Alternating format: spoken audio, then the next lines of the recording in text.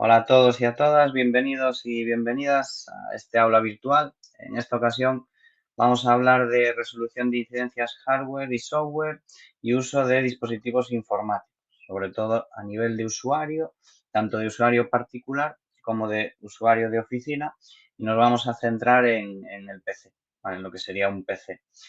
Antes de ponernos con el tema de principales incidencias informáticas, que en la sesión de hoy básicamente los grandes puntos serían, primero, distinguir qué es el hardware del software y dentro de ese punto me gustaría pararme a aclarar cuáles son las partes del ordenador, tanto a nivel funcional, o sea, para qué sirven, como a nivel comercial. Bueno, saber si queremos adquirir esas partes, pues un poquito unas nociones básicas de qué teníamos que tener, qué tendremos que tener en cuenta.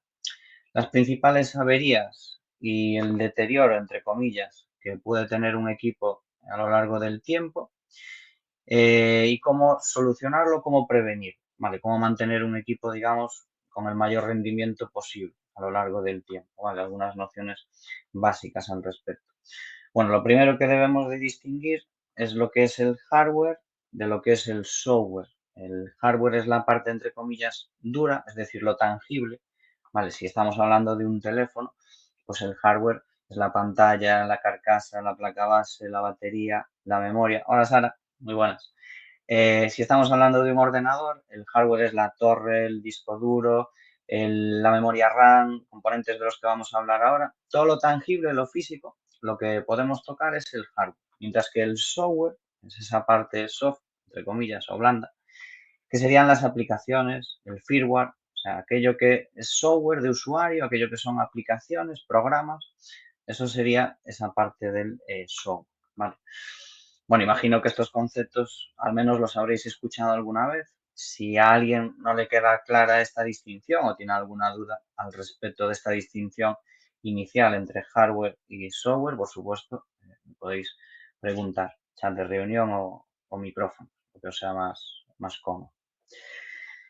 Bien, a continuación me gustaría ir comentando las partes de un ordenador y en algunas de ellas, donde sea de interés, pues utilizando alguna tienda online de referencia, como por ejemplo PC Componentes, que no me patrocina ni nada por el estilo, pero ya veis que están de famoso Black Friday, ¿no? Ahí, por si alguien necesita algún componente de los que vamos a hablar, pues por lo menos igual se lleva una rebaja por ahí. Y vamos a mencionar los principales componentes de un equipo informático, ya sea portátil, ya sea sobremesa o incluso dispositivos móviles, y cuál es su función. Vale. Tenemos por un lado la fuente de alimentación, fuente de poder, power supply. La fuente de alimentación, que un equipo de sobremesa es algo como lo que veis aquí, y un equipo portátil es un cargador. Vale, un equipo portátil es un cargador de este estilo. Os pongo aquí también imagen del mismo. Cargador portátil, que veremos después que se pueden adquirir desde Amazon, desde eBay, cargadores genéricos, cargadores propios de la marca, sobre todo eBay. En los portátiles, la fuente de alimentación se divide en dos. Uno es el cargador externo, que es de esta forma que vais a ver aquí. Y otra parte va adentro, va soldada a la placa, que es la que recibe la corriente una vez transformada, porque la fuente de alimentación se encarga de dos cosas. Transformar la corriente alterna que llega al enchufe en corriente continua, que es lo que utilizan los dispositivos electrónicos, adaptar el voltaje, porque la corriente llega al enchufado a 120 voltios aquí en España y en la mayoría de Europa. Y en un ordenador, dependiendo del modelo, necesita 19, 16. En el caso de los móviles, 9 voltios. Depende del modelo. Entonces, de 220 tiene que transformar la corriente, la potencia de la corriente, a 19, 16, 9, lo que sea. Porque como podéis imaginar, si le metiésemos corriente alterna directa o no la reduce correctamente, pues quemaríamos la fuente de alimentación, la placa, los componentes que sea. No sé si alguna vez os ha pasado, pero si ahora ya no pasa porque son automáticas, pero si alguna vez comprasteis una fuente de alimentación genérica, regulasteis el voltaje mal, superior al que debería de ser, y lo enchufasteis, pues probablemente se quemara la placa base, se quemara la propia fuente interna de alimentación, cualquier cosa. Entonces, la fuente de alimentación es un dispositivo que se encarga de eso, transformar corriente alterna en continua, adaptar el voltaje y repartirlo por las piezas que hay en el ordenador. Vamos a ver después qué pasa si falla y si se puede o no se puede cambiar. Vemos ahí precios en PC Componentes, por ejemplo, cuánto cuesta. Pero ya os adelanto que la fuente de alimentación en cualquier dispositivo, tanto sobremesa como portátil, es una pieza económica y que se puede sustituir. Después nos iríamos a la ventilación del equipo. Hablamos de equipos medios, de oficina o de usuario normales. No estamos hablando de equipos de diseño grandes donde necesitan un sistema de refrigeración potente, incluso hay sistemas de refrigeración líquida. Pero un equipo estándar acopla dos ventiladores, el de la fuente de alimentación y el del procesador. Y en algunos portátiles, por ejemplo, modelos de Mac, HP y otros, ya ni el procesador lleva ventilador, porque son tipos de procesador que emiten muy poco calor y ya no necesitan de esa ventilación. El ventilador, como os digo, es otra parte que o bien va dentro de la fuente y otro va en el procesador y se encarga de disipar el calor que emite la CPU. La CPU es la parte del ordenador junto con la gráfica, porque también tiene CPU, y el disco duro, si es convencional, que más calor emite. Vale, las CPUs, las placas, vienen con un sensor, tanto AMD como Intel, que son los dos grandes fabricantes, que a 90 grados corta la corriente. O sea, a 90 grados se apaga. Si hay un defecto en la ventilación, que veremos que es otra posible causa de defectos de hardware, de incidentes, ese sensor hace que se apague el equipo automáticamente porque si no se quemaría la CPU y se dañarían componentes. Entonces el ventilador junto con el disipador, que es esta pieza metálica que veis ahí, ¿vale?, se encargan de sacar el calor de la CPU y ventilarla, reducirlo. Después tenemos las memorias disco duro, ¿vale? La memoria RAM y el disco duro. El disco duro se encarga de guardar información de forma permanente. O sea, queremos guardar documentación, datos, programas y que al apagar y volver a encender el equipo continúen ahí. Esa es la función del disco duro. Veremos que hay dos tipos, ¿vale? Veremos a continuación que hay tres elementos principales cuando hablamos de velocidad y rendimiento, sobre todo, como os digo, en equipos estándar, usuarios particulares o de oficina. Y el disco duro va a ser uno de los que vamos a hablar de un par de detalles. Pero básicamente la función es guardar la información de forma permanente. La memoria RAM es un intermedio entre el disco duro y el procesador. Vale, tenemos como una pirámide de memorias que tendríamos el procesador, cerca del procesador están los registros, después está la memoria caché, después la memoria RAM y después el disco duro. ¿Y por qué esa escala y no solo una memoria?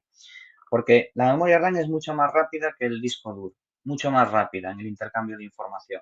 Si tuviésemos que utilizar desde el procesador directamente el disco duro, teclearíais una letra y tendríais que esperar un par de segundos para verla reflejada en el documento que estáis elaborando de lo más lento, ¿vale?, que sería con respecto a la memoria RAM. Sin embargo, la memoria RAM es más cara y tiene menos capacidad, se puede implementar en ella menos capacidad. Si un equipo normal tiene 1 tera o 2 teras de disco duro, a lo mejor tiene 32 gigas, 16 gigas de memoria RAM, ¿vale? Entonces es una memoria más rápida, pero más cara y de menor capacidad. Por eso tenemos la jerarquía de memoria. Entonces en la memoria RAM están las aplicaciones y los datos que estáis ejecutando en ese momento, ¿vale? Y si el ordenador se apaga, si deja de dar electricidad a la memoria RAM, esa información desaparece. Es una memoria que se llama volátil, ¿vale? Si se deja de alimentar, desaparece lo que tiene guardado. Por poneros un ejemplo visual, si estáis haciendo un documento de Word y estáis escribiendo un párrafo, abrís el documento y empezáis a escribir un párrafo, mientras no guardéis, toda esa información está en memoria RAM y en disco duro está lo que abristeis antes de empezar a escribir. En el momento en que guardáis el documento, se envía esa información al disco duro también y queda guardada. Pero si se va a la luz y no habéis guardado, ese párrafo se pierde. Estaba en memoria RAM, por eso lo estabais viendo, se estaba procesando, pero se pierde si se va a la luz. ¿Vale? Es la diferencia entre memoria RAM y disco duro, siendo las dos memorias, ¿vale?, pero distintas.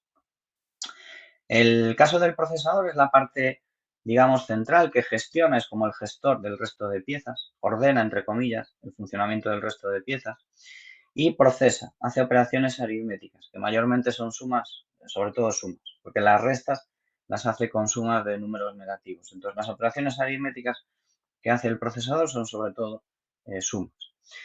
Y la placa base.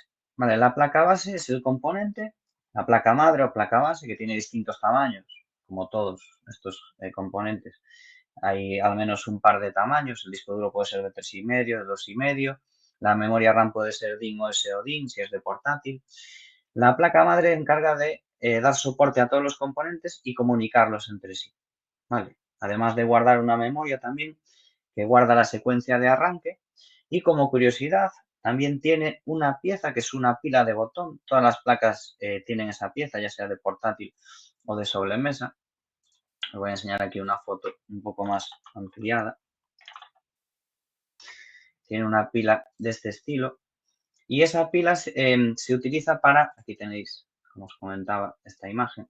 Esa pila se utiliza para guardar datos, aunque se vaya la electricidad, como por ejemplo la fecha y hora del sistema.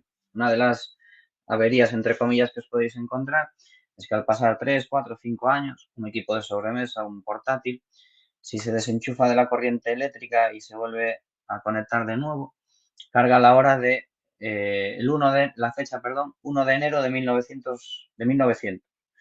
Entonces, por ejemplo, no podemos navegar por Internet porque los certificados nos salen como que están caducados, etcétera. Y es por esta pila. Esta pila se abre la tapa y se cambia. Es una pila de botón normal, como la de los mandos de los garajes, etcétera. Es una 2032 normalmente, que es una pila convencional. Bueno, como curiosidad sobre la placa base, como os decía. Entonces, estas son las partes principales de un ordenador, junto con la torre, por supuesto, que es la carcasa, que es la que alberga a todos los componentes.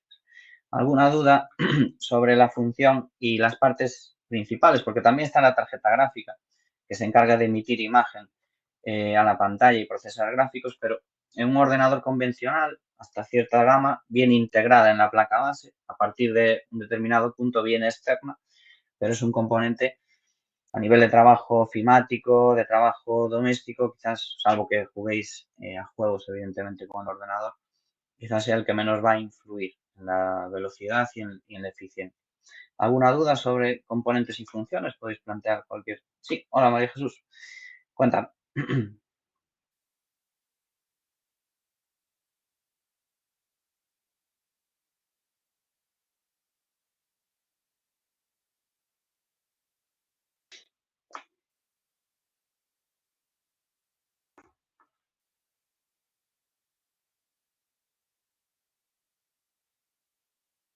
Sí, un ordenador que hace tiempo que no arrancas.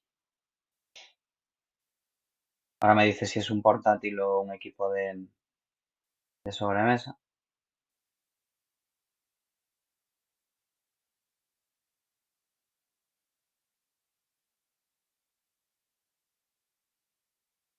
El hecho de tener que cambiar esta pila lo vas a ver tú misma, porque cuando arranques el equipo, no sé si probaste a arrancarlo o no, lo que te digo, lo arrancas y si la fecha que te guarda, hombre, evidentemente a lo mejor la primera vez tienes que sincronizarla o ponerla manualmente, porque la fecha dependiendo de Windows o la sincronizas o la pones manualmente. Pero la primera vez que arranques tienes que poner la fecha. A partir de ahí, si ves que no la guarda, pues efectivamente habría que cambiar la pila. La pila no influye con que no te conectes con internet. Eso ya es otra cosa. La pila influye con que no puedes navegar, porque no por la pila en sí, sino porque la fecha y la hora, si tú tienes un desfase muy grande entre la fecha de tu equipo y, por ejemplo, Google, la fecha de su servidor, su certificado le dice que no eres un equipo que está accediendo de forma segura a su servidor. Entonces te salta un error que dice, el certificado indica que no es una navegación segura, no puedes navegar por internet, bla, bla, bla, bla. Entonces tendrías que actualizar fecha y hora, pero no depende de la pila en sí, el hecho de que no puedas conectarte a internet. O sea, si no te puedes conectar a internet, pues en la tarjeta de red pueden ser otros factores. Efectivamente, aunque tengas la pila mal, poner la fecha a mano bien y deberías de poder navegar, María Jesús, si es ese el problema. Otra cosa es que te diga que no hay conexión a internet, que no eres capaz de conectarte mediante el adaptador a una red. Eso serían problemas distintos. Pero la pila, lo que te va, la consecuencia directa de que se acabe es la fecha y la hora. Entonces, si arrancas y ves que estás en el 1990, no es que hayas viajado al pasado, en cuyo caso, si es así, apúntate. Bueno, al pasado nada, estaba pensando en el futuro, que te apuntaras los números de la lotería, pero al pasado no nos sirve, no nos vale. Lo siento, ojalá fuera al revés.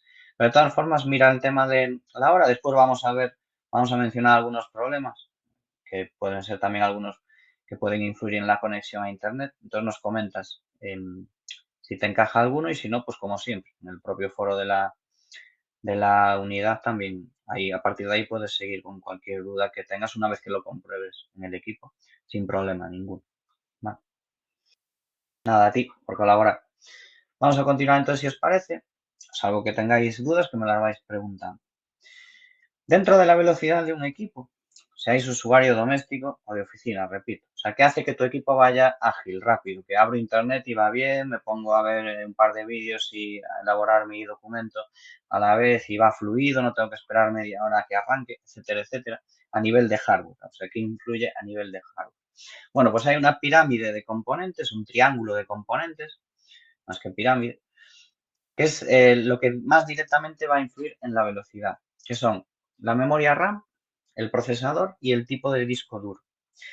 A día de hoy el procesador en un equipo de 5, 6, 7, incluso algún año más hacia aquí, los procesadores en la gama media no han evolucionado demasiado. Si bien al principio la capacidad de procesamiento ha subido las primeras 2 décadas, desde los 80 hasta el 2005, 2010, de forma exponencial, o sea, los procesadores han ido evolucionando muy rápido. Durante los últimos 10 años la cosa está más estancada y la principal evolución ha venido de la mano del acceso a la información, de los discos duros. Entonces, contener, si hablamos de Intel, un i3, un i5, un i7, mantenerse en ese rango, es un procesador suficiente. En cuanto a memoria RAM, teniendo en cuenta que manejamos Windows 10, Windows 11, que solo el sistema operativo va a requerir entre 3 y 4 GB de memoria RAM para operar decentemente, deberíamos de tener como mínimo 8 o 16 GB de memoria RAM sería lo mínimo deseable. Y lo que más va a influir con diferencia en un uso normal es si tienes un disco duro convencional, HD, o un SSD para tus aplicaciones, porque puedes combinar los dos. Pero tú coges un portátil antiguo, por ejemplo, María Jesús, y tu equipo llevaba, es un ordenador de sobremesa, me dices, y llevabas a lo mejor 5 años sin arrancar. Y es un i3 y tiene 8 gigas de memoria RAM.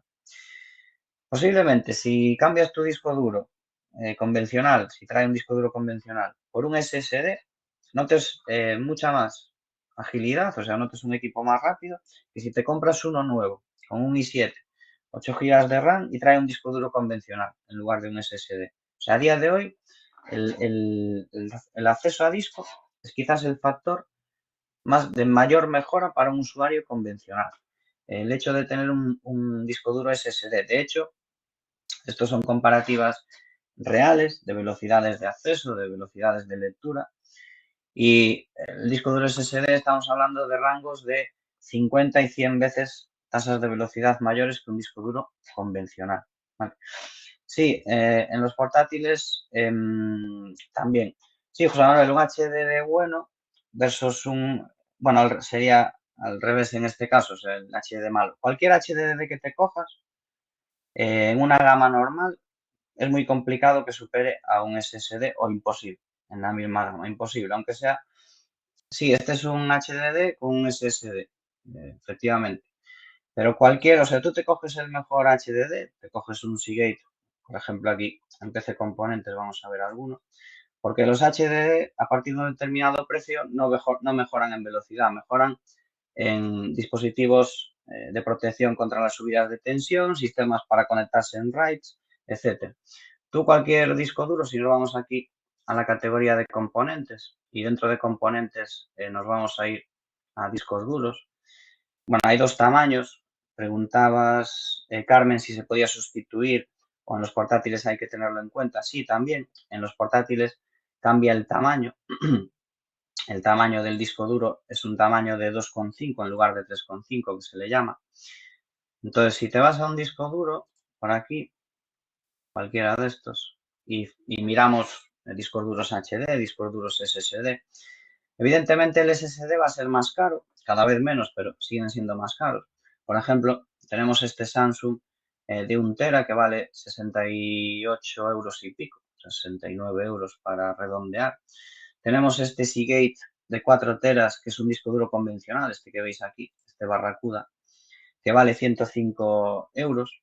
Entonces, los SSD, si hablamos exclusivamente de velocidad, este Seagate, que es un disco duro decente, es un disco duro normal, una gama media de disco, frente a este Samsung, el Samsung sería del orden, si medimos tiempos de lectura y escritura, de entre 20 y 50 veces superior. O sea, siempre va a ser muy superior la velocidad tanto de lectura y escritura. Efectivamente, Alfredo, a nivel técnico, dentro el disco duro convencional es como un tocadiscos. O sea, el disco duro convencional, si lo veis por dentro, tiene una cabeza, perdón, tiene una cabeza de lectura parecida a la que tenían los tocadiscos y aunque esto se mueve a velocidades muy rápidas, tiene que posicionarse frente al SSD, que es una matriz, ¿vale? Lo ideal en un equipo que configuréis de sobremesa es tener los dos tipos. ¿Por qué? Porque el HD tiene una mayor vida útil, ¿vale? El HD dura más tiempo y además avisa, entre comillas, o tenemos síntomas de un posible futuro fallo. Entonces podemos tomar medidas. Sin embargo, el SSD tiene una menor vida útil y normalmente muerte súbita, o sea, deja de funcionar. Entonces lo ideal sería combinarlos. Para un portátil, Carmen, yo recomiendo un SSD siempre y tener copias de seguridad en un disco duro externo. O sea, de la información siempre hay que tener copias de seguridad, siempre, porque hay que partir de la base de que va a fallar, todo va a fallar en un determinado momento. El móvil me va a fallar, el portátil me va a fallar, todo va a fallar. Entonces tengo que pensar, cuando falle, ¿qué hago? Pues tengo una memoria externa con una copia de mi información. Bueno, pero para un portátil tú puedes hacer en cualquier servicio, en cualquier sitio que tengan servicio técnico, informático, puedes pedir un cambio de tu disco duro convencional a disco duro SSD. O sea, te darán un presupuesto del disco más la mano de obra, que depende de dónde estéis, pues puede oscilar un poco. Te cambian el disco, clonan tu disco actual, hacen una clonación de tu disco actual en el SSD, ¿vale? Te lo ponen en el portátil para que te quede exactamente igual y el viejo, entre comillas, el que tenías, lo meten en una caja externa para que puedas conectarlo por USB y utilizarlo como disco externo. Vale. Es un servicio que depende. Si metes un disco duro SSD, como los que vemos por aquí, uno de 512 o de 1 tera, pues 70 euros que te valga el disco, más 30, 60 euros, 80, dependiendo de dónde estéis, que os valga el servicio, pues te puedes hacer una idea de lo que te puede costar. Yo he visto muchos cambios de disco duro HD por SSD, tanto en servicio técnico como en el centro donde trabajo. Hemos hecho algunas renovaciones en ese sentido, porque hay muchos portátiles y algunos pues intentamos reaprovecharlos. Y metiendo discos duros SSD se nota una diferencia muy, muy, muy grande. Sobre todo es arranque del sistema operativo, arranque de varias aplicaciones a la vez, etc. Vale, entonces, yo si queréis notar un cambio de un portátil que tenga 5, 6, 7 años, 8 años, un portátil viejo, entre comillas, podéis intentar eso, un cambio de disco duro. Evidentemente deben de valoraros el modelo, si es muy antiguo, si es un portátil de estos pequeñitos que no tiene bahía o espacio para hacer un cambio de este estilo, porque ya tienen discos eMMC, que ya es un tipo de SSD, y a lo mejor ahí no se puede. Pero en la mayoría de portátiles se puede realizar el cambio, ¿vale? Y la diferencia, como os digo, es de lo más sustancial, o sea, es mucho más efectivo cambiar un disco duro HD por un SSD que meterte a un procesador que valga 300 euros más, porque te vas de un i7 al último i9. Te vas a notar más el cambio de disco, porque el procesador, por muy bueno que sea, si tienes un disco convencional o tienes poca memoria RAM, eso va a actuar como cuello de botella. O sea, es como si tienes a 50 operarios para hacer una mudanza, pero les suministras un mini, un único coche, un mini. Vale, tienes a 50 personas que te pueden cargar todo casi de una sentada, pero van a tener que hacer 200 viajes. Entonces, claro, es mejor tener 20 personas y un furgón, o tener 10 personas y un furgón que tener 50 y un mini. Entonces, se trata un poco de equilibrar los componentes del equipo, que haya un equilibrio entre ellos para que al final el equipo vaya bien. ¿Vale? No sé si tenéis alguna duda o alguna experiencia, porque a lo mejor alguno, pues por lo que me comentabais por ahí, quizás ya lo habéis ¿Ya habéis experimentado este cambio o tenéis otra opinión que queráis compartir? Bueno, Marta, sí, perdona que no te conteste directamente, Marta, que me decías que tenías un portátil del 2008 con Windows 7 y que va muy lento. Hay que ver la memoria RAM que tiene ese portátil. O sea, si tu portátil tiene a partir de 8 gigas ya te valdría la pena. 4 gigas se puede intentar. Yo tengo equipos de 4 gigas en el centro que con un Windows 10 van normal. Pero lo ideal es que tuviera 8 gigas. Tiene 8 gigas y tiene un i3 a partir de un procesador i3, Marta. Ya podrías incluso actualizar a Windows 10 sin problema, porque Windows 7, uno de los handicaps es que ya no hay actualizaciones de seguridad, que los navegadores también te dejarán de actualizarse en ese sistema hasta cierto punto y bueno, acabarás teniendo problemas de compatibilidades. Entonces, lo ideal sería, Marta, ver un poco eso, la memoria RAM que tiene y o sea, actualizar el disco y actualizar a Windows 10, ¿vale? Pasar de Windows 7 a Windows 10. Bueno, con 4 gigas, si tienes un i3, que no sea un Celeron, o sea, que sea a partir de un i3, ya te puede compensar. Invertir en un disco duro SSD de 256 gigas, 512 gigas, que te vas a gastar 40 euros en el disco, más 30, 40, 50, pues te vas a gastar unos 80, 90 euros y vas a tener un equipo operativo. Bueno, ahí quizás sí que te valga la pena. Vale, es cuestión de valorar el caso concreto. La mayoría de los casos compensaría. Vale. Si tenéis alguna duda más al respecto de a ti, Marc, al respecto de este punto que queráis comentar.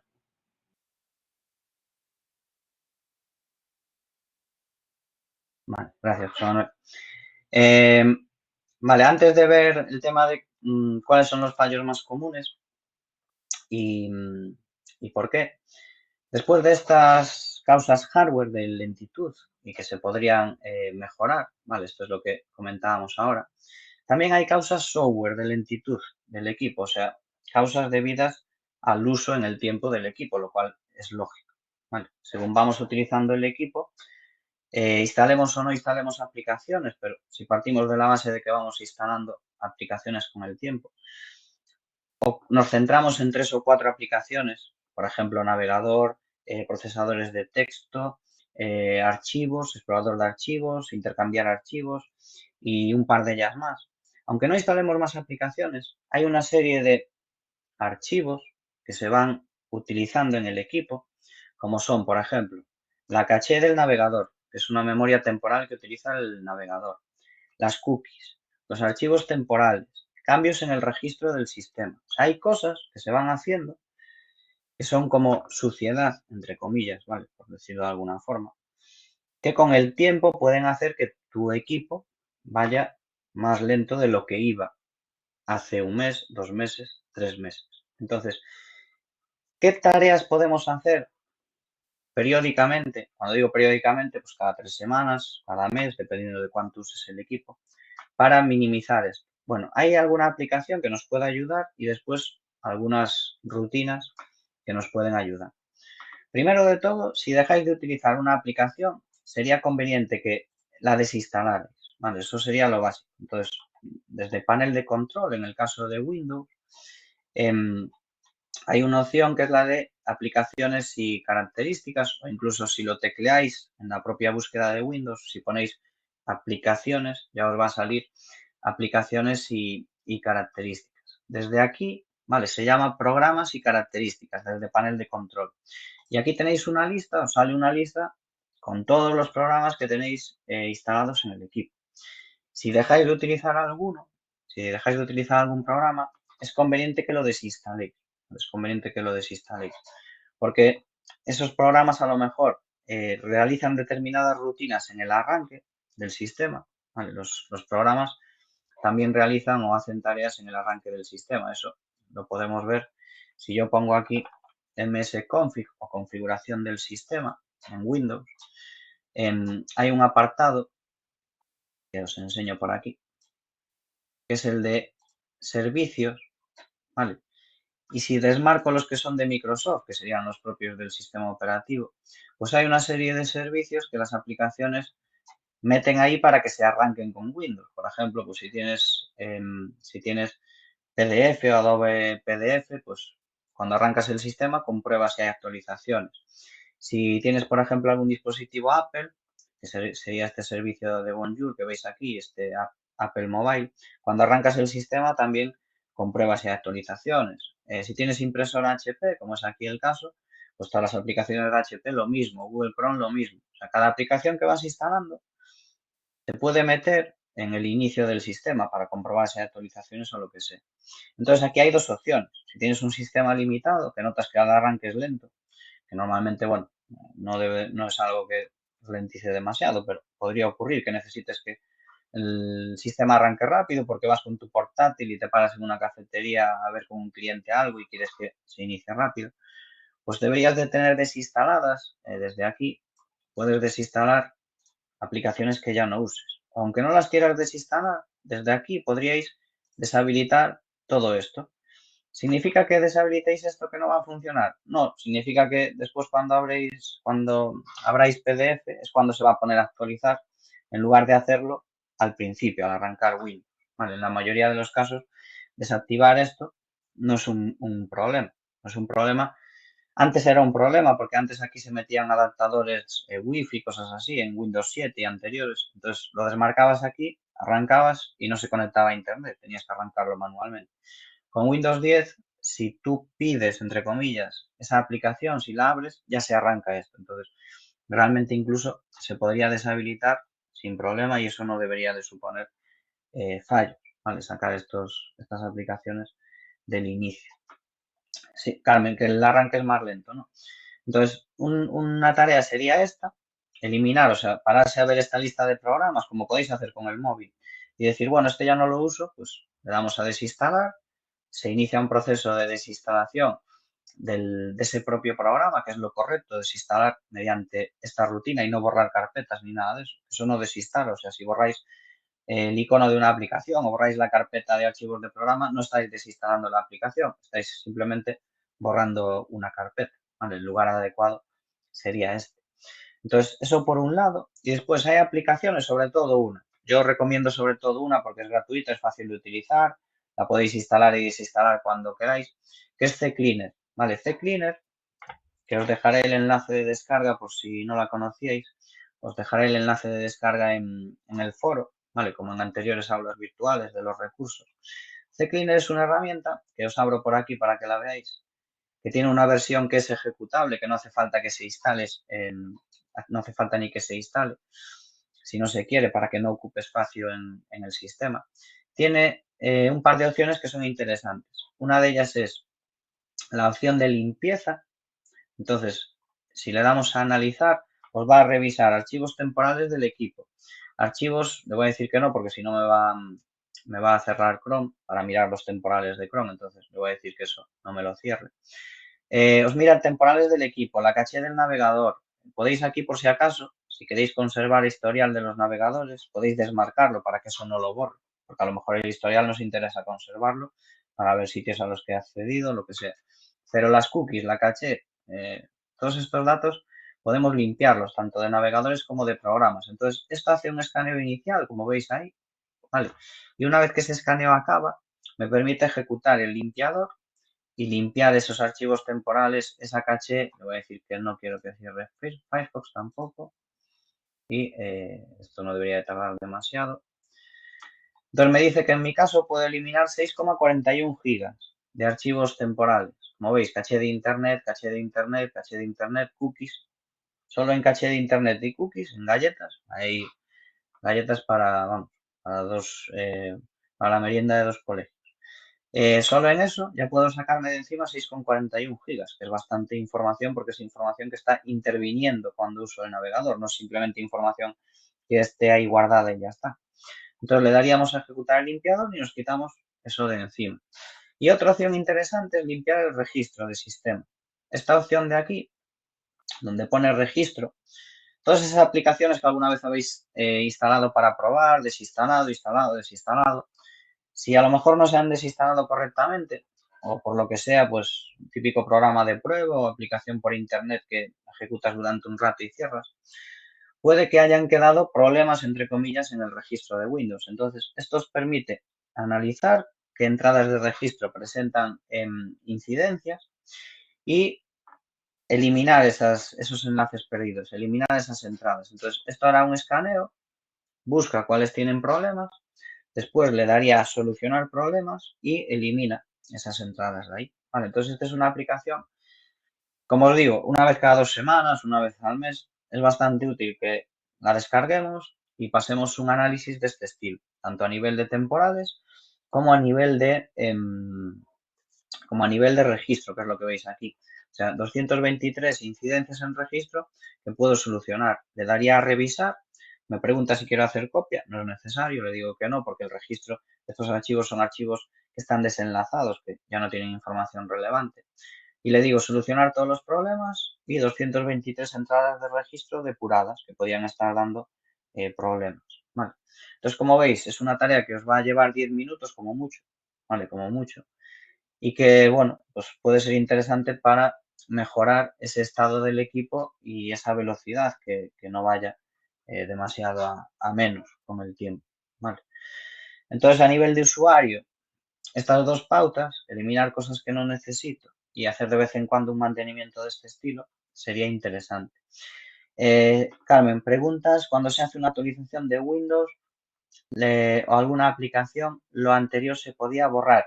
¿Te refieres, cuando dices lo anterior, te refieres a desinstalarla tú manualmente o a datos de esa aplicación? Por ejemplo, se actualiza en Windows, actualizas el Office o actualizas una aplicación que tengas tú para reproducir música. La aplicación no la tienes que desinstalar antes de actualizar, al contrario. O sea, lo ideal es que vayan siendo actualizaciones progresivas y los datos tampoco los tienes que desinstalar para actualizar. Actualizar es recomendable, ¿vale? La mayoría de actualizaciones son por seguridad, sobre todo, y por mantenimiento, o sea, para que las aplicaciones vayan mejor. Víctor, ¿existe una herramienta para Android? Sí, mira, CCleaner, de hecho, y te confirmo ahora mismo que es gratuita, porque estoy casi seguro de que es gratuita también para Android. También la hay para Android, ahora mismo te lo confirmo. Sí, sigue siendo gratuita. Vale, CCleaner, bueno, no sé si se ve bien. Ahí supongo que no, porque detecta que la pantalla es el fondo, pero CCleaner también la hay para Android, Víctor, y es gratuita, como te digo. Es el mismo funcionamiento, ¿vale? Analizar y, y eliminar temporales. Android, las últimas versiones también tienen la limpieza, las opciones de limpieza de archivos del propio sistema que van bastante bien. En alguna ocasión se han actualizado y se ha quedado la anterior versión. ¿De qué programa en concreto, Carmen? Ese de Mate, ¿ves? Eso no lo conocía, Alberto. Si tienes experiencia con él y te fue bien, pues mirad, ese de Mate que comenta Alberto también es una aplicación interesante para Android. Imagino que la probaste y te va bien. La verdad es que no la utilicé antes, no conocía esa aplicación en concreto. Adobe Reader, supongo. Pero llegó a actualizarse porque con Adobe sí que hay o hubo problemas, por ejemplo, con compatibilidades con versiones de Java, que te pone a actualizar, pero realmente no acaba el proceso de actualización. No sé si ese fue el caso al que te refieres. O sea, acaba con error o cierra directamente la pantalla y no actualiza realmente. En este caso, eso es un fallo de Adobe, eso es un fallo de ese salto de actualizaciones que también los tienen, como podréis haber vivido o sabéis. Y en este caso sí que es necesario que desinstales.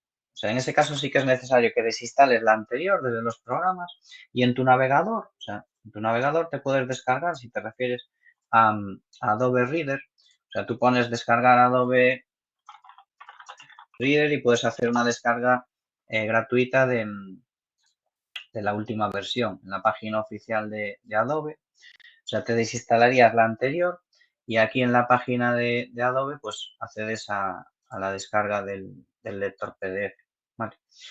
Y nada, aquí ten cuidado, entre comillas, de no marcar nada de esto de que te instale también McAfee Security ni nada de eso. O sea, simplemente descargar Adobe Reader y pruebas a volver a instalarlo de nuevo. ¿Vale?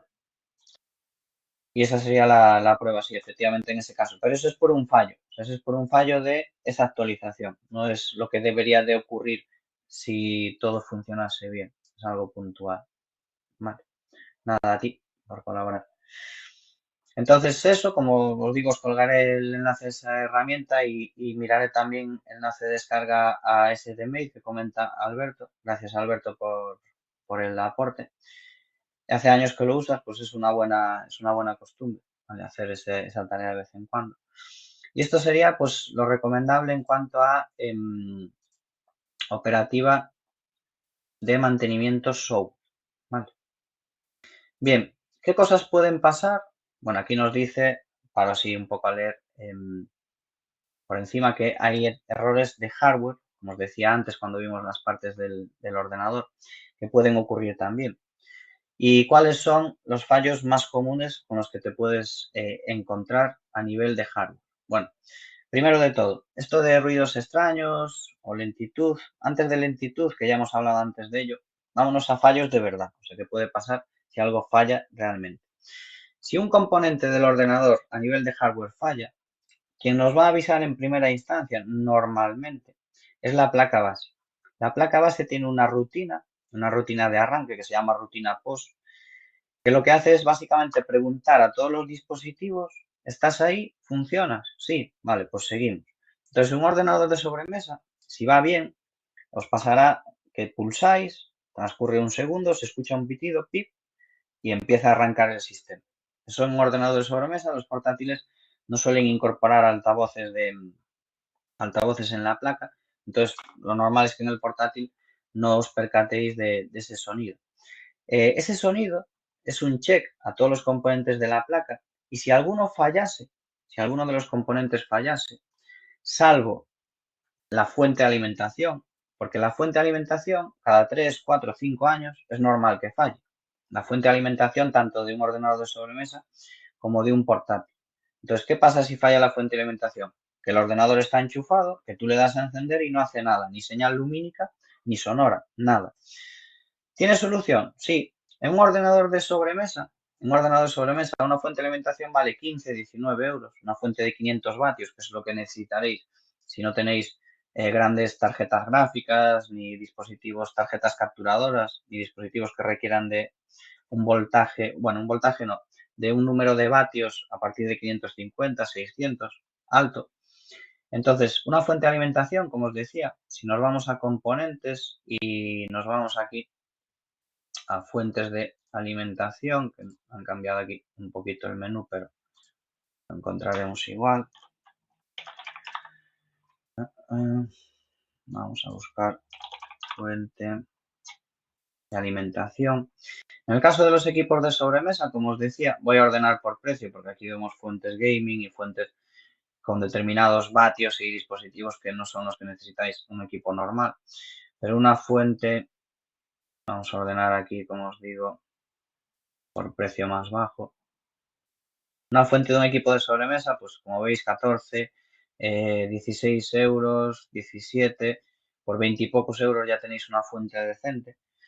Más un servicio de cambio, que es algo relativamente sencillo. Una fuente se cambia a nivel operativo en 10 minutos, o sea, sacas la tapa, desenroscas la fuente, desenchufas de los elementos, que son 5 o 6 conexiones, y vuelves a enchufar y listo. Pues es algo económico. La fuente de alimentación es algo económico. En un portátil lo que te falla es el cargador, como en los móviles. O sea, lo normal es que a base de doblar el cable, pues las conexiones, sobre todo de la punta de carga, se acaben separando y deje de funcionar. Pero cargadores de portátil los hay genéricos, por ejemplo, si buscáis aquí cargador portátil genérico, hay cargadores de estos que traen las puntas para todos los voltajes y casi todos los modelos de portátil, que por 19, 20, 15, 20 y pocos euros los tenéis, si aparecen aquí, si no lo busco directamente en Google, acabo antes. Entonces, como os digo, cargador genérico, portátiles, son de este estilo.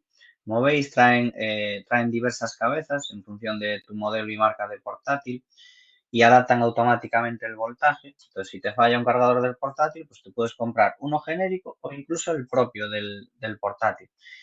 Sí, Daniel, dime que levantaste la mano, puedes preguntar por el chat o micrófono. Están abiertos si lo quieres utilizar, lo que te sea más cómodo, Daniel. Vale, mientras escribes, si te animas a plantear tu duda, Hola, comento. ¿se me oye? Sí, se te escucha bien. Hola, Dani. Perdona, que no era capaz de conectar el micrófono. Mira, yo te quería preguntar sobre las fuentes, si recomienda las fuentes modulares. Depende, ¿para qué tipo de equipo? O sea, ¿es un equipo normal, doméstico? ¿O ya vas a meter tarjeta gráfica y por eso vas a necesitar enchufar más componentes, etcétera, etcétera? Es un equipo un poco avanzado, trabajo con edición de vídeo y demás. La tarjeta gráfica que ¿tienes una previsión de cambiarla o crees que cuando cambies ya vas a cambiar directamente todo el equipo? Probablemente cambie todo el equipo. Bueno, la fuente modular sería útil o es rentable para ti si tienes previsto escalar ese equipo. Por ejemplo, si tú ya tienes un buen procesador, tienes una memoria RAM, una cantidad de memoria RAM decente o la posibilidad de ampliarla y tienes una tarjeta gráfica que por tu trabajo de diseño, de animación o lo que sea, dentro de 3 años vas a tener que comprarte por la nueva Nvidia Quadro o la nueva Nvidia GTX, lo que sea, y vas a hacer una inversión potente de dinero y es probable que en lugar de 750 vatios que tienes ahora vayas a necesitar 850, pues sí, sí que te valdría la pena. Para un equipo normal, o si ya tienes claro que ahora mismo esa fuente es suficiente y además cuando cambies ya cambiarás todo el equipo porque vas a tener una vida útil de tus componentes relativamente larga para el tiempo que haces de trabajo.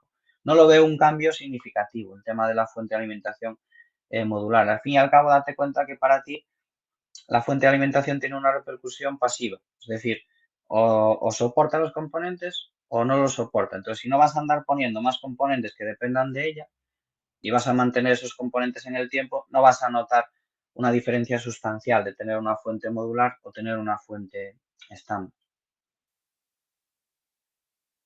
Vale, de acuerdo, creo que has resuelto mi duda. Una pregunta más, sin irme del tema. ¿Cómo podemos saber el consumo que necesitamos para el ordenador? Sí, te comento. La fuente tiene una pegatina por detrás. Esto es un poco técnico, ¿vale? A veces requiere de... Te enseño si podemos ver una imagen. Porque no es tan sencillo como una cantidad total, ¿vale? No es una cantidad total. Repito, es un poco técnico, pero te cuento cómo se hace cuando te valoran la fuente de alimentación. Tú dentro de tu equipo, los componentes que tienes van a funcionar a tres tipos de voltaje, ¿vale? Van a funcionar a 12 voltios, van a funcionar a 5 voltios y a 3,2 voltios, ¿vale? Entonces, tu tarjeta gráfica, por ejemplo, lo normal, si es una tarjeta decente, es que vaya a 12 voltios, el procesador irá a 3,2, la memoria RAM irá a 5 voltios. Digamos que es como si tuvieras diferentes fuentes, ¿vale? Con caños más grandes o más pequeños y diferentes animales que beben de esas fuentes. El caballo necesitará un caño más grande para beber, el perro necesitará un caño más pequeño y tú, pues, un caño intermedio. Entonces tienes un sitio que tiene que dar de beber a tres tipos de animales, porque también somos animales, distintos. La fuente es igual, o sea, tiene tres tipos de voltaje. Esta pegatina no se ve del todo bien, pero esta de aquí se ve un poco mejor. No sé si lo aprecias en la imagen que estoy compartiendo. La voy a hacer un poco más grande para que se vea mejor. No sé si ves ahí, Daniel, Sí, lo veo. de que se ve mal. Entonces, tú lo que haces, cada componente tiene una cantidad en amperios y en vatios en su pegatina, ¿no? O sea, en las placas, lo normal es que una placa pues sean 20 o 30, la memoria RAM es poquito, el procesador serán 20 o 30. Entonces tú haces una suma de todo y un equipo convencional con 550 vatios es suficiente. Ahora, ¿qué ocurre si, imagino que es tu caso, te planteas que con un equipo base, un procesador i9, 64 gigas de RAM, dos o tres discos duros, vale, entonces tú coges eso y dices, bueno, para esto, sin contar la gráfica, me es suficiente con una fuente de 550. Cuando miras la gráfica viene con una información que son los vatios que va a consumir, vale, son los vatios y los amperios. Bueno, los amperios no suelen ser tanto un problema, pero los vatios suele ser lo que más hay que mirar. Entonces, si tu fuente va a 12 voltios, por ejemplo, y te pone que va a consumir, imagínate, 30 vatios, y en tu equipo probablemente ya vayas justo con esos vatios y tu fuente da, no sé si ves aquí la columna del 12 voltios, pero pone 450, pues deberías de mirar una fuente que en esa columna ponga 50 más, o sea que como mínimo ponga 500 para asegurar. Entonces partirías de una base que sería esta fuente de 500, que es la 500, 450 es lo básico. Y a partir de ahí, cada componente más potente que metas, deberías de ver en su ficha técnica cuántos vatios consume, que eso normalmente en las propias páginas o tiendas online ya te lo pone, y se suma al canal de voltaje correspondiente. Entonces miras una fuente que dé soporte a esos vatios. ¿Vale? Las fuentes son más caras no tanto por la cantidad o la suma general, sino por los amperios, que los amperios es como la cantidad de información, ¿no? Los amperios en una batería es como en el agua la cantidad, los litros de agua, es la cantidad de electricidad que te puede dar. Eso es sobre todo importante en las baterías porque más amperios, más tiempo soportan el dispositivo, más cantidad de electricidad. Y los vatios es como la potencia que van a necesitar para dar soporte. Entonces, como te digo, pues tendrías que mirar tu caballo, que es la tarjeta gráfica, cuánta agua va a beber a mayores de lo que están bebiendo los demás y hacer la suma en esa columna de ahí. Es algo un poco técnico, pero bueno, si vas a el servicio donde te van a poner el equipo y le dices, mira, quiero estos componentes, ¿qué fuente debería ser mejor? Pues ellos deberían de hacer esta cuenta y recomendarte una fuente. Más recomendable siempre, por supuesto, se recomienda que vayas un 20% por encima de lo que necesitas. O sea, si te da un total de 600 vatios, pues mejor cómprate una de 720 o sí, una fuente, un generador. Pero sí, mejor que sobre. O sea, mejor tener margen porque si la fuente está trabajando en el límite, pues siempre vas a poder tener determinadas caídas o golpecitos, pestañeos de tensión. Pues a veces, bueno, no sé si os pasó a veces, pero son los dispositivos donde parece que se apaga, pero no le dio tiempo a apagarse, como que hacen eso, un pestañeo, un apagado y encendido.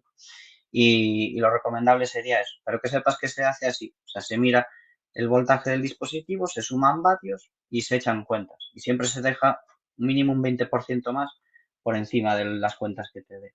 Vale. No sé si te Vale, ayuda un muchas poquito. gracias. Nada, a ti, Dani. Y eso, entonces la fuente, pues es normal que falle, miraríais una genérica o incluso, porque la mayoría de servicios técnicos pequeños que os encontráis a pie de calle, hay muchas piezas que miran en eBay, porque en eBay también venden mayoristas, o sea, venden mayoristas y proveedores, aunque parezca que eBay pues solo es un sitio de subastas. Si a eBay podéis encontrar muchos componentes, carcasas, teclados, de portátiles, piezas que son únicas, digamos, de un modelo en concreto. Entonces, si tú tienes un HP Pavilion no sé qué y miras un cargador HP Pavilion y el modelo que sea, puedes encontrar el propio, tanto en original como en compatible, de tu ordenador. Entonces, en lugar de ser uno genérico con varias cabezas, pues puedes adquirir el propio de tu equipo. El original pues, es menos habitual encontrarte a lo mejor el original, aunque también lo tenéis, como podéis ver. La diferencia de precio pues es sustancial. Estamos hablando de, ya veis, 40, 50 euros, cargadores originales nuevos, ¿vale? No de segunda mano, sino nuevos, y de proveedores que tienen 4.000, 5.000, como veis aquí, 4.000, 5.000, 10.000, 20.000 transacciones, o sea, son mayoristas, es gente que te da una garantía, ¿vale? Y son, en este caso, proveedores nacionales, no habría problemas de aduanas, envíos ni nada de eso. O bien tenéis también, como os decía, los genéricos. Hay mucha diferencia de precio cuando es original o no, pero bueno, el cargador de portátil hay que decir la verdad, la mayoría de los cargadores, no sé si os tiene pasado, cascan por la cabeza, no por el hecho de que el cargador en sí deje de convertir la electricidad o muera de forma súbita, sino porque cuando lo utilizamos movemos esa cabeza o gira y se va haciendo, se va rompiendo por dentro. Entonces suele ser por lo que falla en la mayoría. Vale. Cargador de un portátil, como veis, es bastante económico en ese sentido. Entonces, la fuente de alimentación es una de las cosas que falla, que podrían fallar. Vale. Lo que os comentaba de los pitidos, que estaba hablando de los pitidos. Cualquier otra cosa que no sea la fuente, lo que va a ocurrir es que la placa le pregunta si funciona. Por ejemplo, la memoria RAM es una de las cosas más habituales. Falla un módulo de memoria RAM o bien por lo que sea acumula suciedad y se desconecta un poco, se desconecta un poquito. Cuando la placa detecte que ese módulo no está correctamente conectado, lo que va a hacer es emitir una secuencia de pitidos, en el caso del equipo de sobremesa. No sé si os pasó alguna vez, pero en un equipo de sobremesa, por ejemplo, falla la RAM, falla la gráfica, vas a arrancar, emite una secuencia de pitidos. Por ejemplo, en el caso de la RAM, pues suelen ser 2 pitidos cortos, ¿vale? Hay diferentes combinaciones, no tenéis que saberos esto de memoria, evidentemente, se puede consultar. Y esos pitidos te avisan de lo que está fallando, ¿vale? Entonces, en un ordenador de sobremesa, prácticamente cualquier componente se puede cambiar. Se puede cambiar la placa base. Hay que utilizar una placa base compatible con el procesador y las memorias, pero se puede cambiar. Se pueden cambiar las memorias RAM, se puede cambiar el disco duro, se puede cambiar el ventilador, se puede cambiar el disipador, el procesador. O sea, en un equipo de sobremesa prácticamente cualquier componente se puede sustituir si falla. En un equipo portátil es más complejo, porque una tarjeta gráfica de un portátil normalmente va soldada, la memoria RAM de un portátil sí que se puede cambiar, no va soldada, va acoplada. El disco duro de un portátil se puede cambiar, pero determinados componentes de un portátil, que en un sobremesa se pueden cambiar, en un portátil no porque van soldados.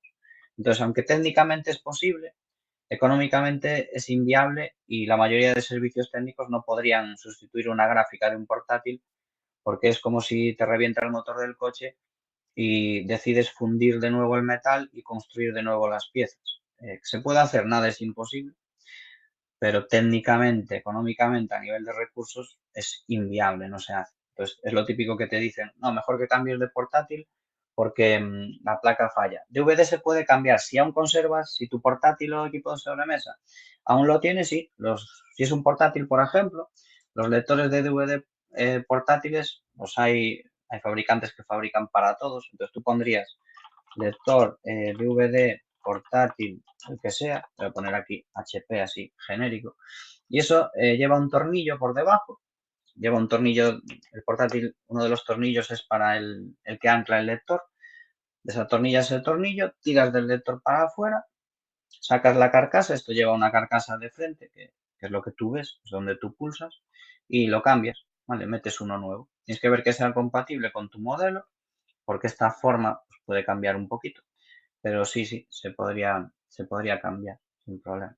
Ah, que ya lo habías experimentado a lo mejor alguna vez. Hoy en día la verdad es que la mayoría de portátiles ya no incluyen o están abandonando el tema de los lectores de DVD y CD. Los hay portátiles si lo necesitáis. Hay lectores de DVDs que son portátiles que podéis adquirir y son USB. Hay los típicos DVD grabador o lector mediante USB. Y la mayoría ya vienen sin ello, ya no los traen. Aunque hay que decir que DVDs e incluso cintas magnéticas, los cassettes, se siguen utilizando en las grandes empresas para las copias de seguridad. Porque el DVD y la cinta magnética es el medio más seguro para conservar información. Bueno, entonces, seguimos utilizando para eso, pero a nivel de usuarios es más raro que os los encontréis.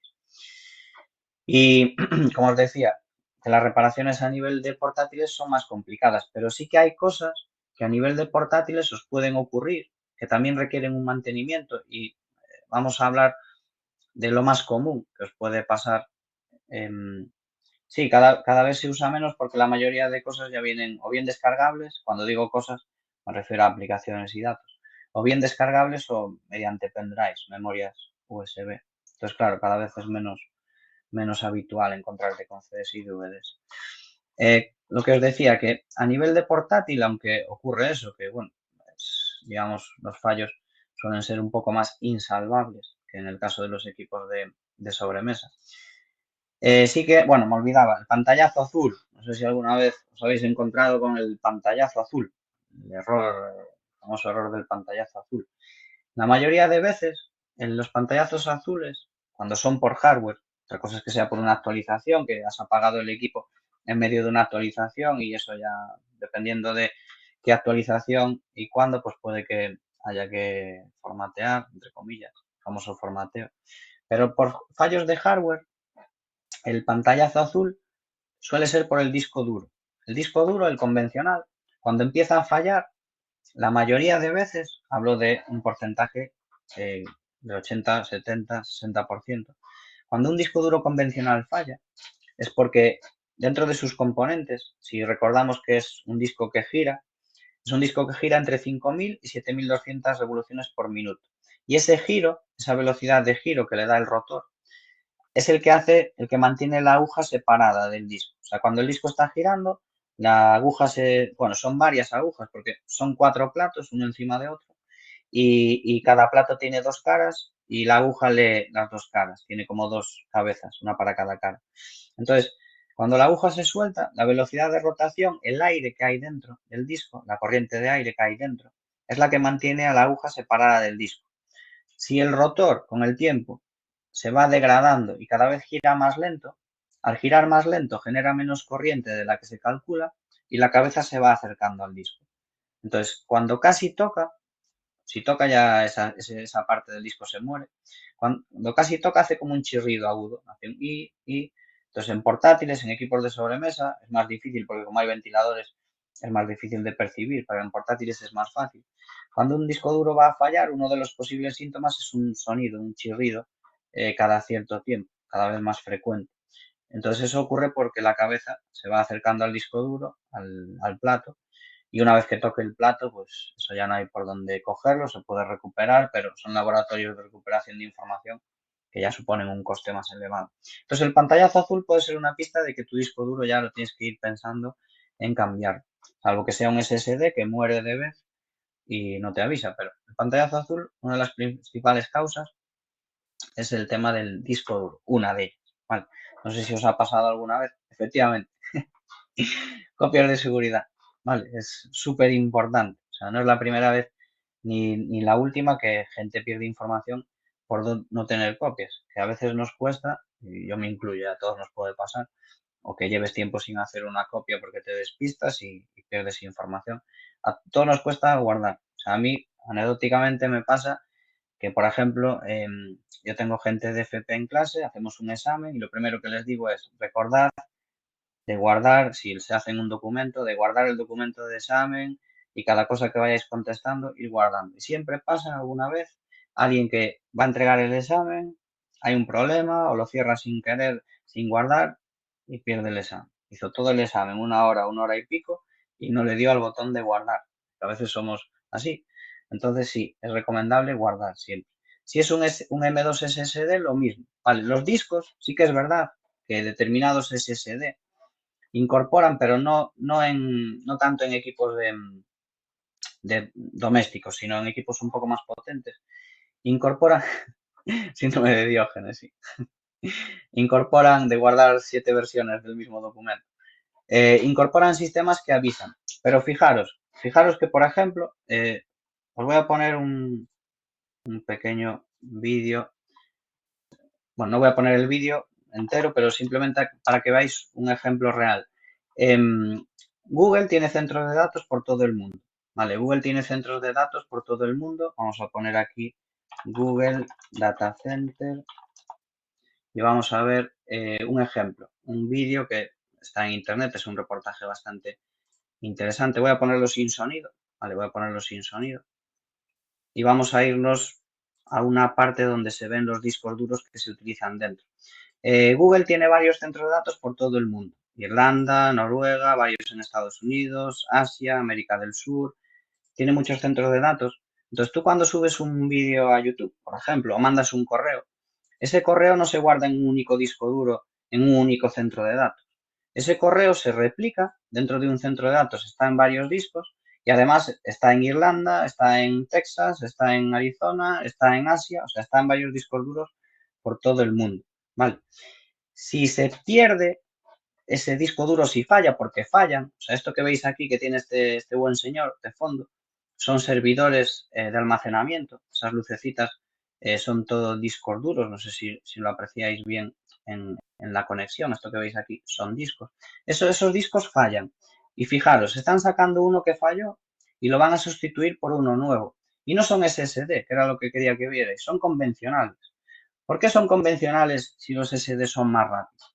Bueno, porque les interesa que duren en el tiempo primero, o sea, les interesa la durabilidad. La velocidad ya la implementan por otras vías como son el acceso de red, porque aquí lo importante es la red.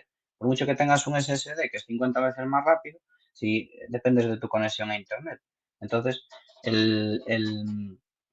sí, el vídeo es antiguo, pero si miras un vídeo de un centro de datos nuevo, siguen siendo discos discos duros convencionales con sistemas de seguridad implementados. O sea, un disco duro de esos a lo mejor te cuesta 200 o 200 y pico euros porque, hombre, evidentemente Google que mete de cada vez a lo mejor 2 millones de discos duros porque este centro de datos era así en, no sé si en 2010 o 2012, ahora ya será mucho más grande. Este centro de datos a lo mejor pues tiene millones y millones, ahí entra un camión todos los días o varios camiones con discos duros y servidores nuevos, porque los datos hay que guardarlos en algún sitio, el concepto de nube no existe, los datos se guardan físicamente. Entonces, como os digo, siguen utilizando discos duros convencionales a día de hoy en los centros de datos más modernos del mundo, porque les interesa que duren tiempo, porque un disco duro no es lo mismo cambiar 20 millones de discos duros cada 3 años que cada 10, no es lo mismo. Entonces, siguen utilizando por ese motivo. Alfredo, ¿se le aconsejas un programa concreto para Windows 10 como copiador de seguridad activo? Pues José Manuel, mi tocayo te contesta de forma muy correcta que es Cobian Backup. Vale, Cobian Backup yo también lo uso y es un programita gratuito y sencillo. Gracias, José Manuel. Así que ahí tienes la respuesta. Vale. Se está experimentando con discos duros SSD, pero la base sigue siendo este tipo de almacenamiento. Vale. Si tenéis alguna pregunta con respecto a esto, el tema de los discos duros y almacenamiento.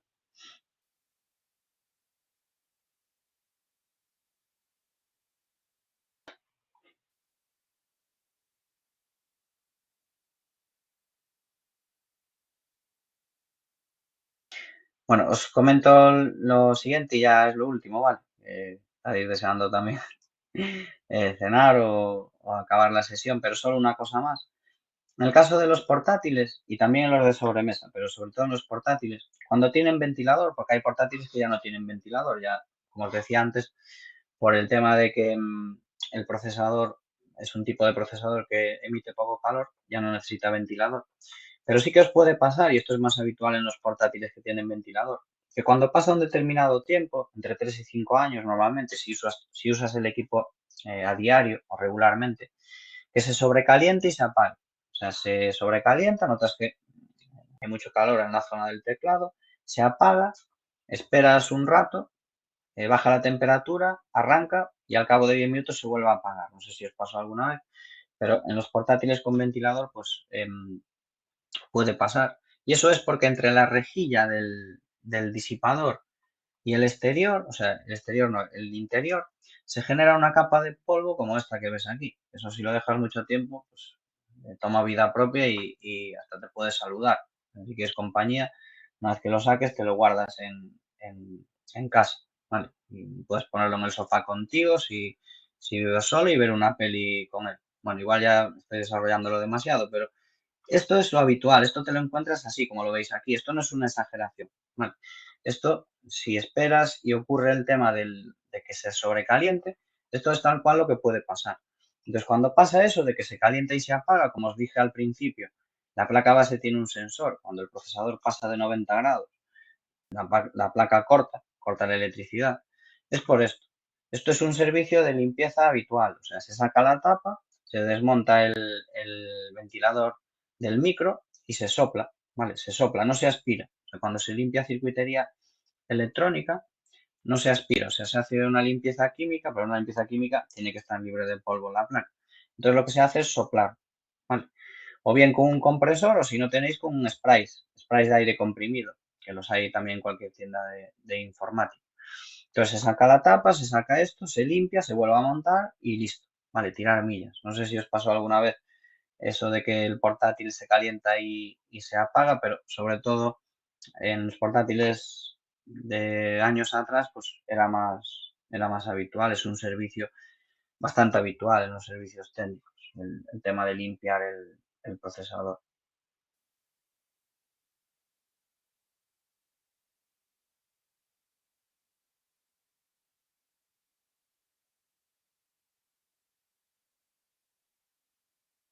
Sí, pues puede haber peores, sí. Pues bueno, es conveniente eso, es algo con lo cual es difícil que puedas hacer nada, o sea, tú como usuario pues es difícil que le vayas a dar un mantenimiento. No vas a estar ahí vigilando que no entre polvo por la rejilla apartándolo con la mano, evidentemente. Bueno, pero bueno, simplemente pues tenerlo en cuenta para que si pasa, que sepáis que es eso. Sí, Alfredo, dime, A ver, puedes. José Manuel, buenas tardes a todos. Muy buenas. A mí, con respecto a esto de los ruidos, he tenido ahora un caso, concretamente con este equipo que estoy hablando, que me hacía un ruido horroroso y al abrirlo vi que era la fuente de alimentación. También tiene su ventilador y lo saqué, lo abrí, lo fregué, lo volví a meter y ahora no mete ruido para nada. Eso sí, con unas goticas de aceite, como tiene que ser. No, lo digo porque estamos hablando de otros ventiladores que lleva también el equipo, pero también está en la fuente de alimentación que tendría que haberla cambiado en todo caso, pero lo hice y de momento funciona. Simplemente era como un tema de anotación. Efectivamente, gracias por la aportación, Alfredo, y además que fuiste, bueno, hiciste ahí un autoservicio que no es lo habitual, o sea, que el pararse a analizar eso, pues ya hiciste una labor ahí técnica que no es lo habitual, o sea, que ya se ve que ya tienes unos ciertos Bueno, conocimientos. perdona, soy técnico en electrónica, ¿eh? Vale, entonces ya no digo nada, ya vamos, ya habrás visto este tipo de componentes, situaciones en infinidad de ocasiones. Y efectivamente, o sea, la fuente de alimentación, e incluso alguna vez a lo mejor te ha pasado con el propio ventilador del micro, que es habitual cuando te pasa eso, que le pulsas el botón y parece que va a despegar el ordenador, sobre todo al principio, en el arranque, que es cuando más se acusa el ruido porque los rodamientos no han estado en movimiento antes. Entonces coges un destornillador y paras el ventilador primero del micro para ver si era el que hacía ruido y ya confirmas que era el de la fuente, que no le vas a meter evidentemente el destornillador ahí al de la fuente, pero sí, suele ser lo habitual. Si te va tirando lubricado, pues a lo mejor te tira otros 2 o 3 años sin que la tengas que cambiar, efectivamente. No, el ventilador de la fuente, José Manuel, efectivamente no se suele cambiar, ahí cambiarías ya la fuente. Además, por los precios que ves que se manejan, no te vale la pena ni siquiera pararte a un servicio técnico, salvo que lo vayas a hacer tú mismo. O sea, y directamente es una de las piezas que si van a cobrarte una hora de mano de obra por hacerle, por hacer esa limpieza o esa lubricación, pues no te vale la pena. Cambies una fuente nueva y ya está. Pero si tienes el conocimiento y lo haces tú, pues como Alfredo, es otra cosa. Vale. No sé si tenéis alguna duda más al respecto de esto, algo que queréis comentar. Como os dije antes, os colgaré en el foro del perdón, del curso de la unidad 3. El blog de recetas, José Manuel, estoy experimentando. De momento he tenido que tirar con 3 sartenes por causas no ajenas a mí, sino propias, por mi culpa, ¿vale? Por chapuzas. Pero tengo la esperanza de que cuando pase un periodo de tiempo entre 3 meses y 15 años, consiga hacer platos decentes y publicarlos. O a lo mejor ahora que lo dices, a lo mejor ahora que lo dices, José Manuel, quizás debería de grabarme en esta primera fase donde se aprecia que me juego la vida en la cocina, porque igual ahí también tenía seguidores, no tanto por el plano, no tanto por el plano culinario, pero por el plano de entretenimiento sí, sí que puede ser. Microondas, sí. Microondas es otra herramienta. Bueno, casi nos cargamos en casa un microondas hace tiempo por colarse una pieza, un elemento metálico dentro. Os podéis imaginar. Pero bueno, no penséis que mi cocina es una guerra, ¿eh? Fueron casos puntuales, os lo prometo. Cuento contigo, Juan Manuel, te lo agradezco. ¿Verdad? Tener a alguien en el que apoyarse, ya sea durante la tragedia o después, ¿vale? Para que lamentarse, pues está bien. Sí, efectivamente, Alberto. Lo que acaba de decir Alberto es un punto muy bueno. El uso de SAIs. O sea, los SAIs o las regletas de seguridad, si no queréis comprar un SAI, pues, y gracias por mencionarlo, son elementos, son baterías que conectáis al ordenador, sobre todo al de sobremesa, evidentemente, en el caso de las baterías. Y si se va la luz, os permiten aguantar unos 8 o 10 minutos para que podáis apagar con seguridad. Y además os protegen contra las subidas de tensión, tanto los SAIs como las regletas de seguridad. Hay unas regletas donde se conectan incluso los cables de red, si os conectáis por cable al router, que son como ladrones normales de electricidad y protegen contra las subidas de voltaje. Son estas de aquí. Entonces, si detectan un pico de tensión, cortan, ¿vale? Para que no sufra el ordenador o el dispositivo que conectéis, cualquiera, ese pico de tensión. Efectivamente, hay copias de seguridad y es un nivel profesional de prevención. Gracias, José Manuel y Alberto, por las aportaciones. Efectivamente, no sé si conocíais todos el tema de los SAIs o si no queréis iros a un SAI, por lo que sea, porque ocupa espacio y por costes, pues una regleta de seguridad, por ejemplo, es más económica y ocupa menos espacio y también os protege, dependiendo en dónde viváis. Vale, aquí, por ejemplo, pues sí que hay tormentas de vez en cuando, no todos los días, ¿vale? Pero de vez en cuando sí que hay tormentas y bueno, solemos o intentamos tener este tipo de dispositivos. ¿Queréis aportar alguna duda más que tengáis? Mandarle un trago aquí al café a vuestra salud mientras os doy unos segundos.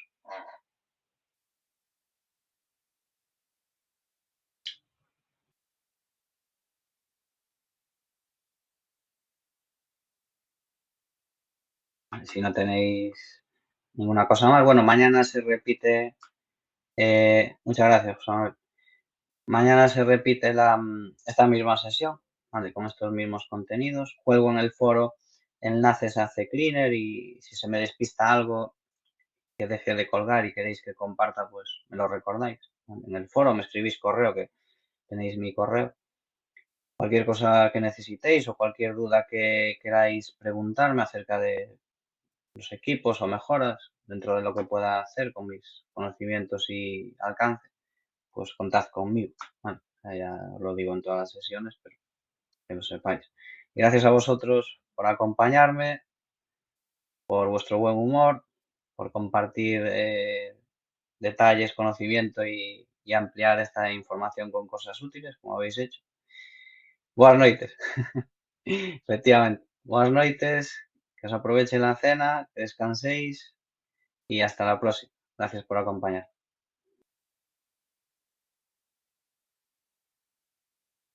Buenas noches.